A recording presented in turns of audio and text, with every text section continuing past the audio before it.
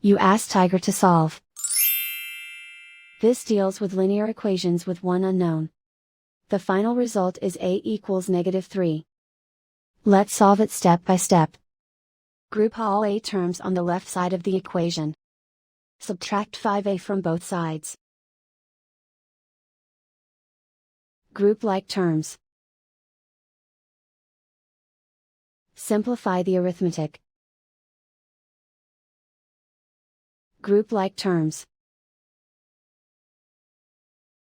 Simplify the arithmetic. Group all constants on the right side of the equation.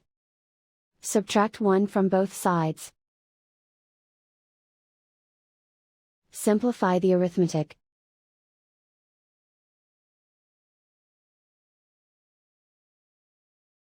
Isolate the a. Divide both sides by 2. Simplify the fraction. Find the greatest common factor of the numerator and denominator.